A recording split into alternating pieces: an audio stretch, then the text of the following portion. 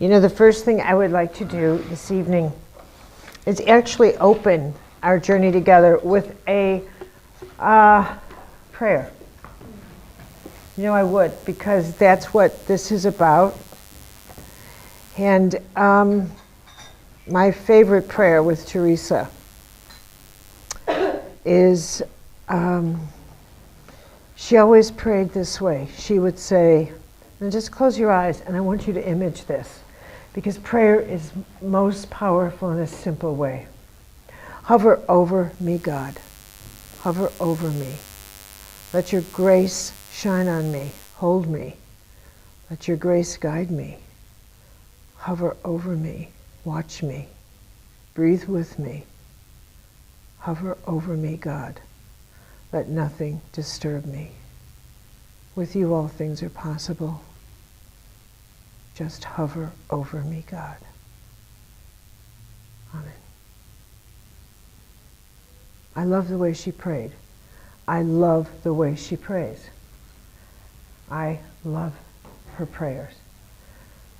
Because one of the teachings of Teresa that was so powerful for me was that she did not like petition prayer. Can I have more? Where's my stuff? Her prayer was, just be with me. Just be with me. Just watch over me. Just be here. Just be here. Be here. And that endless faith that you're here. That you're here. Watch over me. Hover over me. Hover. Hover. I love that image. Hover. Constant presence. That tells me at all times that nothing's a mistake. That just because I don't understand something, I am not going to declare something must be wrong with the whole world, because it's not happening according to something that I understand. I'm not happy, therefore something must be wrong with the whole map of life, because I declare myself to be confused. That this world is not making sense to me at this moment, therefore there's not a God. Therefore, my prayers are not being answered. Therefore, I declare, which is the way so many people pray, which is how they've lined up the cosmos, which is how they have lined up their own relationship with life. That if it's not immediately logical, immediately clear, immediately understood, well, then they just make these declarations. I'm so confused. And if I'm confused and I don't immediately get it, well, then there must be something wrong. I must be on the wrong path. Well, what's the right path? When I'm completely happy, pain-free, and all is well with the world. My world, that is.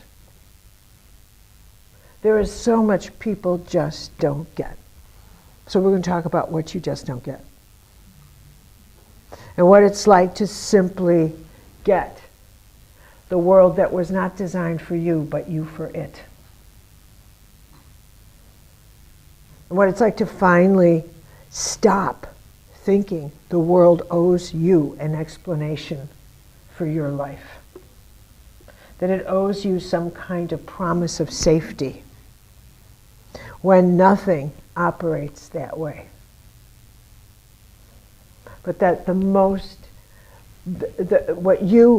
best thing you can give yourself is the courage to give up needing those things.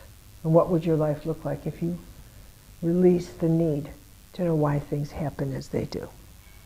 That becomes your living theology. And how that would change things. What I realize the more that I'm in the field of life, and prayer, is how much of our suffering is man-made. We make it. We make it. We are the engines of our suffering. 9 out of 10 things that are causing us pain right now, we are responsible for. And we're going to discuss that tomorrow. Because if you look at the source of why you are confused, why you are in pain, why you are unhappy, and you say, now what's the source of this? You're going to discover that it's you. It's you. It's something you're thinking, something you're projecting yourself into, some conclusion you've come to that's simply not true. some myth you have in your head that you've made up, some story you've locked into that has absolutely no truth to it, but you've decided it's true. And we have to go into that, because that's part of this journey of how you also see God, how you also see your life. That when something is so-called wrong on the path, what do you mean it's wrong? This is a projection you put onto something. Well, this shouldn't have happened. What shouldn't have happened? Well, I shouldn't have lost my job. Well, said who? Where did you get that idea? Well, I put the idea in my head. I'm the one who put the idea in my head. What if it's exactly what should have happened? What if it's exactly what should have happened? How do you know what's supposed to happen to you? Since when were you an expert on your life? You're not an expert. You've never had your life before. You have no idea what's supposed to happen to you. You're not an expert on anything. Do you see what I'm saying? You reroute your own inner map and you think, wait a minute, I have myself locked in to things that I think are supposed to happen. Why is that? And you decide, it's all because I'm so terrified. What are you terrified of? That's a source of your pain. I'm simply a creature of terror. I've locked into what I expect from other people, what I expect from life, what this, what that. And that's how I'm navigating my life. So we have to look at these things.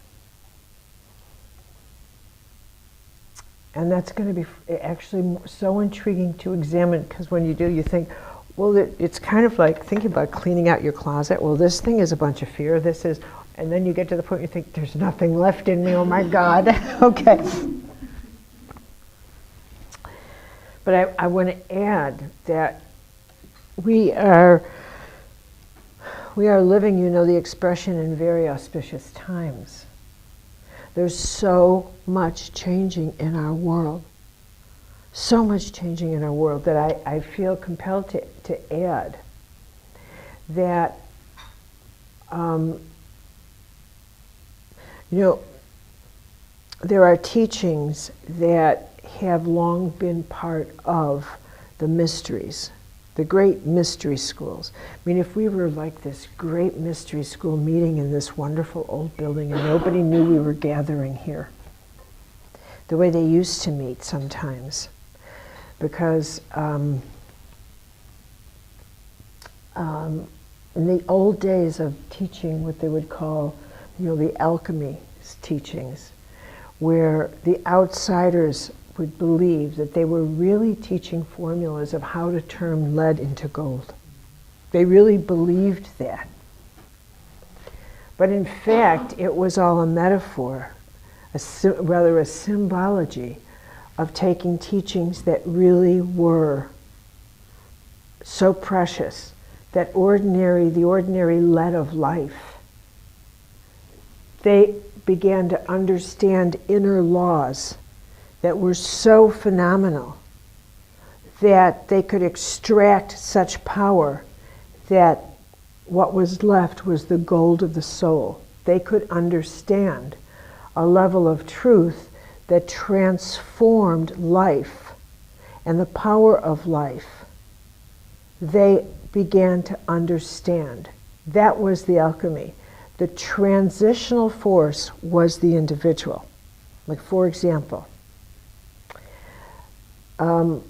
I think the greatest teachers that have ever set foot on the planet are Jesus and Buddha. For me, by far. Buddha's teachings, which we'll refer to, are superb because they provide us a way of engaging in what is illusion and how capable our mind is of constantly creating what we would like to see. And that when Buddha said, this whole world is illusion, you live in illusion, if you figure that out, if you actually get that, you become a master of what you're perceiving versus what you're perceiving controlling you. Now that is a beginning statement of what your interior power is about. And believe it or not, it takes a great deal of grace to be able to do that. It takes a great deal of grace because many of the illusions in your life, you are not going to want to declare are illusions. You're going to want to absolutely you're actually going to want to say, this is a fact. I need to hold this as reality. I need to believe that this is real. But what a great teacher like Jesus, the great cosmic healer, was teaching was if you wanted to heal an illness, you have to be able to comprehend illness or any crisis as an illusion. You have to be able to do that. The darkest things in life cannot intimidate you. The greatest things you fear in your own life cannot intimidate you. You have to be able to perceive them as an illusion. There is no difference between my saying to you, do you want to telling you this pen is a secret pen that has all the secrets to the universe. And if you have this pen, it'll write all the secrets to the, and someone will say she's a magician, and that's just an illusion. It's a very crude illusion. It's a trick, the worst kind of illusion. There is no difference between that type of illusion and my being a physician and coming in and saying, you've just been diagnosed with a terminal cancer. Now, if you were actually in your power and able to remain centered and actually understood your grace, in your graces, centered in your graces, not in your mind. Your mind is not capable of this, but could withdraw into your graces and hold that position and say, that's an illusion. This is the illusion does not mean it doesn't exist. It means it exists in a vibrational field. But I can generate a vibration that is strong enough to shatter that one. And how I do that is calling through a grace. And what did Jesus say? I'm going to teach you the laws of how to do that. Because that's what he was here for. He said, I'm here to teach law, that's all. I'm here to teach law. And these and other things can you do. That's all. He was no son of God, none of that nonsense. Get that out of your head, get it out of your head, get it out of your head. That's nothing but propaganda and garbage. Which is, and it's time that that's falling apart, and that's the whole meaning of what's happening in Rome. It's the beginning of the end of that mythology. It's coming down, and it's about time. So that the actual man can come forward, a married man, a man who had a wife named Mary Magdalene, a man who was the greatest cosmic soul healer who will ever be on this planet. It's about time his humanness, which will show his real greatness, can come through. So what he was talking about are the laws that we are born absolutely capable of mastering. And that's what he's about. And all of these are accessed by understanding the absolute critical ingredient of prayer. You cannot get to any of these realms that I'm going to talk to you about without also understanding what is prayer.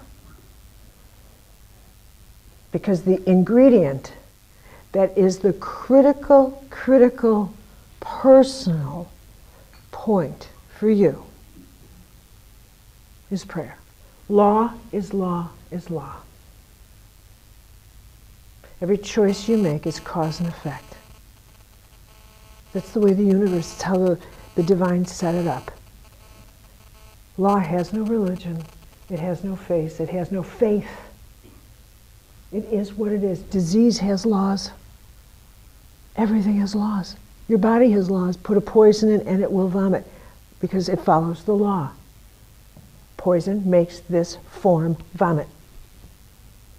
There isn't anything that isn't subject to law because that's the way the universe is structured. It's an expression of God, period, end of it.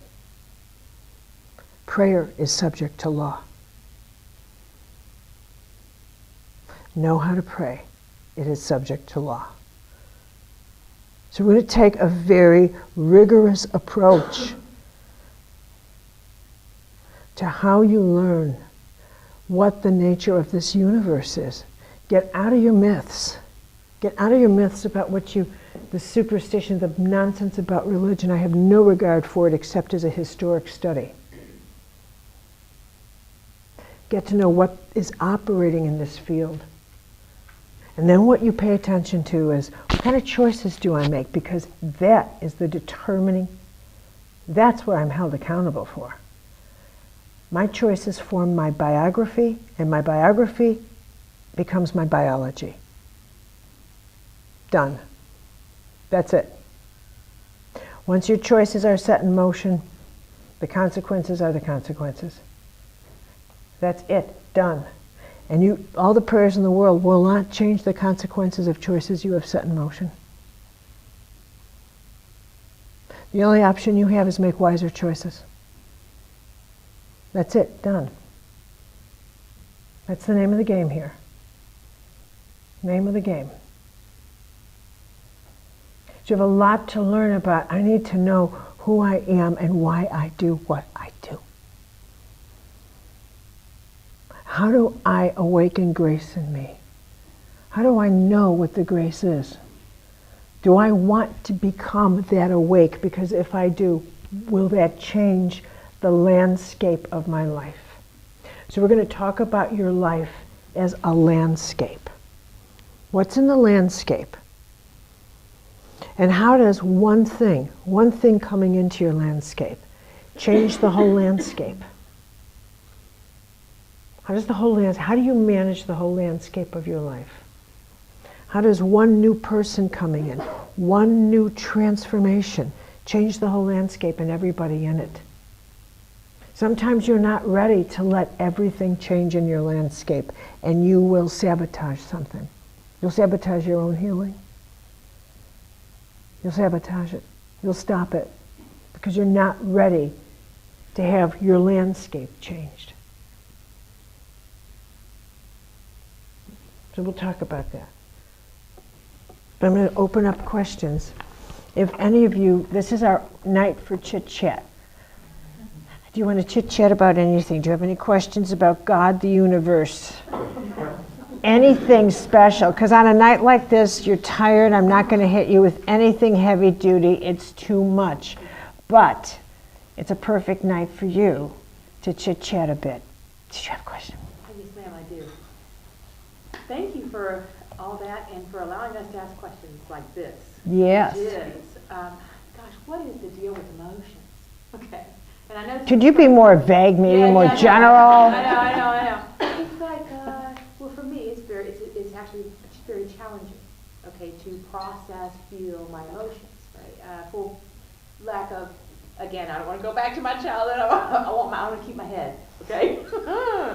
But yeah, it's really a struggle. And part of the conversation at the table today was the Taoist has views about, like, there's emotions with certain organs, and like anger, the opposite side, that anger is a shadow side of kindness and generosity.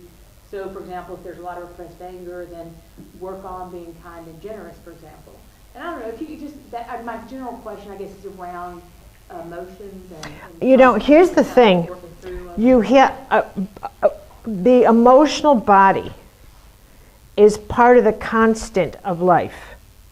Everything we say, do, think, we are always engaged in our emotional body, in our mental body, in our physical body. We are always engaged. But what we have done in the West is we have embellished the significance of our emotions. we have become narcissists. We have made our emotions so significant in every single one of them. We have decided that almost every single one of our emotions is worth processing and given attention so that we get emotional about our emotions. I have to process this one emotion. Why? Why? Better, you should learn, as in Buddha, do not get attached to the spectacles that unfold in front of you, including your own behavior about the spectacles that unfold in front of you. Learn to spot an illusion. Why is it that you come into a room and you see somebody and that person is screaming, maybe even at you, or the person standing next to you, or just has a mood, and your first thought is it me? Your first thought is to weave yourself into their bad mood. I think I'll make it about me. Yes, indeed I will. And so you go up to them and you say, is it about me? I'm sure it's about me. Did I do anything? When in fact I would look at you and say, how dare you impose yourself into my bad mood? Now it's about you. Now I have to look at you and maybe explain something to you that's none of your business. And now you're going to feel rejected. Get out of here. Get the hell out of here. If this had anything to do with you, I would let you know. Get out of here. How dare you? Now it is about you, which is just what you wanted. Now own it and get out of here. I'll never see you again. Happy now? What we can no longer discern is what's worth processing. What we can no longer discern is what we are now, we are so out of control, is that we absolutely have nothing else to focus on but ourselves. We've made ourselves a full-time job. Oh my God, more emotions I have to process. To which I would say to somebody, what else do you do other than yourself? What are your other interests? Who needs you? Who needs you? Where are you devoting your wonderful creative energy into something really productive? I mean, who needs you? That's a very serious question. You are needed would be another way to put it. My other question would be, and how much of your time do you spend on yourself and on your emotions? And how easily are you thrown a curveball? Does it take this much? Can this do it? Ugh. Will that cause you to need processing? Something as simple as, will that throw you a curveball? Are you that delicate a flower? In which case I'd send you into the kitchen to peel potatoes, like Teresa of Avila would say. Go on, potatoes. You're on potato detail. These last decades of the so-called spiritual consciousness movement, in which we have opened our psyche, opened our emotions, opened ourselves, they have not made us stronger, they've made us weaker. They've made us more fragile. They've made us delicate, narcissistic, and self-centered. They made us the subject of our spiritual search, not God, but ourselves. It's all about us. All about trying to figure out why we didn't have perfect lives, why our lives are not, why we all are not, we are under the propaganda that we're all extraordinary in some way. We are. I don't meet that many extraordinary people. I think people are extraordinary, but not for the reasons they want to be. Not because they're all like glamorous and this and that and famous, but because in their ordinariness, they're phenomenal. But if you said to someone, you're extraordinarily ordinary, and I think it's wonderful, they would take it as an insult. She called me ordinary. Oh my God, she said I was ordinary. I can't bear it. Nobody gets what a compliment that is. Nobody gets it. They named their kids Sunshine, Meditation, Karma. Jasmine. Why did you do that? And I said to one parent, why did you do that to your parent? Why did you name your child this? Well, we thought it was, we wanted them to be distinguished, translated. We wanted everybody to notice that this was an extraordinary child so that the ordinary things of life would never happen to him. It's a superstitious ritual. So what do I think about it? Emotions are part of our lives. But the object is to to recognize what is an emotion, an emotional current that needs to be dealt with versus emotional events, things that are said to you, things that little comments, this or that. These are gnats. Yeah. You don't process a gnat, you kill it. But you process a current. And you think, I got a bad wire in me. I got a wire, and that wire needs to be taken out and rewired. Because what it does is it attracts gnats. It's not the gnats you're after, it's the wire. Because the wire makes me see the world a certain way. So you don't go after all the gnats that it causes you to attack. Go after the wire. Am I making sense to you? We will always touch the world emotionally. We have to, with our emotions. We have to. We would be stones if we didn't. So we will always be working on emotional always, always. We would be monsters if we didn't. So we're always refining it, always. But I think for me, finally, what I would say is, it is just like someone on the other side that would say, all I do is I'm in my head all day. In which case I would say to that person, you risk becoming a stone. Who are you caring about? Where you've got to get out of your head and do this. This is not enough for anybody. This, only focusing on yourself, is enough to destroy you. You see what I mean? Okay, anyone else? I got a question. Yes, darling. Can I just draw from the question? Look at that head of hair. You said that if you walk into a It's not fair. What? Go ahead.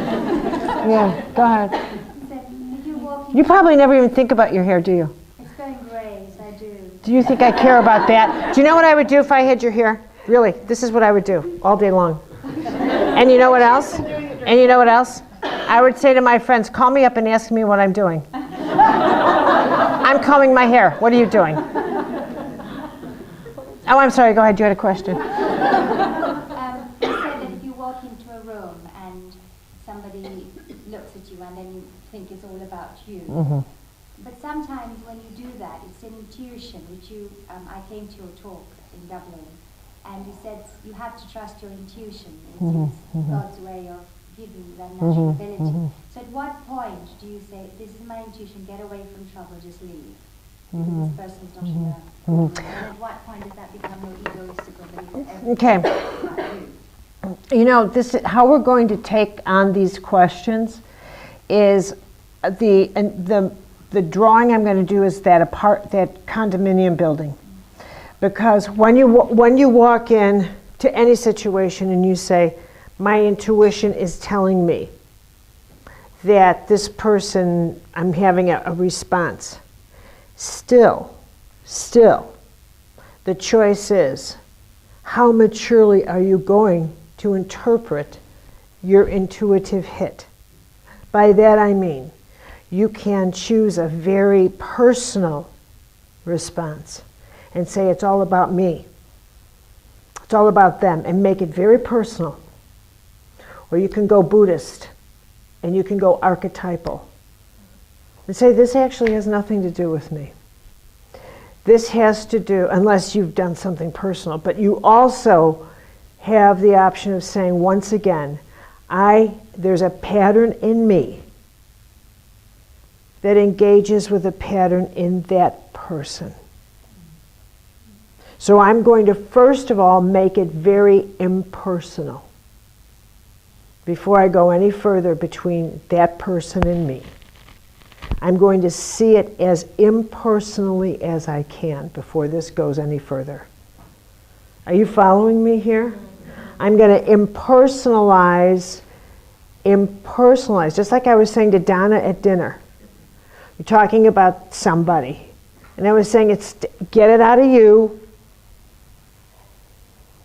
It's not about you anymore. It's about another person making a decision. It's not about you. If you make it about you, you won't get it.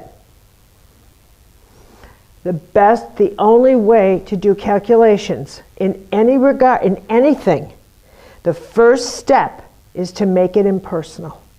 Go Buddhist. And say, there's nothing about this that is personal. Number 2, what am I doing? What archetype in me? What's going on here? You look at your own pattern, and then you look at the other pattern, and what you always have to ask yourself is, what is it about this? Is there anything that is repetitious about this? In my life, not with that person, but in my life. Have I seen this before with other people in my life? Because if I have, then it's something about me. Are you with me? Then it has nothing to do with that person. Now you take that person and throw them out. Now you're on a clue about your own mystery. Now it's just about you. Now it's just about you. Now we've got you on the hot seat. You following me here? That's how we do it. Now, that's not to say that at some point you can actually have an issue with somebody. But even there, you have to have absolute clarity about what was also an issue with you that would exist with or without that person, that this person happened to activate. And what that does is it takes the heat off that person in your life. So that it's not about that person, it's about you, but it was activated, and anyone, that person, someone else, Tom, Bill, Bob, Joe, anyone could have activated that in you. Am I making sense? And this is so healing to understand this, because this is where you stop blaming others. Because it's not about them. And this is what Jung so carefully caught as projection, where you project onto others what in fact is something deeply going on in you. And when your intuition says something's going on in here, yes, it is. The clear person says, but what? Something's going on in here, in there, around here, but the clear person has to figure out all the forces, not just project and say, that person, it's not just that person. It never is. Okay? Anyone else? Yes? When you do something undesirable, or you have an undesirable behavior. When you do something undesirable, can everyone hear? No. Okay. When you do something undesirable, or you're not proud of, or you're not pleased with, it's just not a good thing. You set something in motion, and you said there's no way you can stop it. Mm-hmm. Is there any remorse or forgiveness or? Mm-hmm. Mm-hmm. That's part 2. Okay. Right. See, this is, what I learned is that this is why, we are naturally terrified to make a choice. Right? Now, why is that? It's because you are born knowing every choice never stops. You're born knowing that. That's part of the backpack of knowledge. Knowledge, not information. Knowledge. Knowledge is sacred. This is the 6th grace. It's called knowledge. The knowledge you were born knowing. It gets revealed. The more you are deep, the more you're ready to know this, the more it is revealed. That we're terrified to make choices, which is why we latch onto the people, we latch onto lawyers, we want to aggressively blame others for things we are just too terrified to do ourselves. We want to put people under lock and key with lawsuits saying, I'm going to get you if this choice doesn't work out. I'm going to punish you for it. I'm going to get you. I'm going to sue you. I'm going to this because you're going to guarantee me that this choice is going to do that. Nobody can do that. There isn't a person in the world that can guarantee an outcome. Not in a million billion years. That's how foolish we are. That's how insane we are. That's how greedy and jealous and maniacal we are. There's no such thing. It's how terrified we are. You're going to tell somebody, I want you to promise me to be with me for the next 75 years. Okay.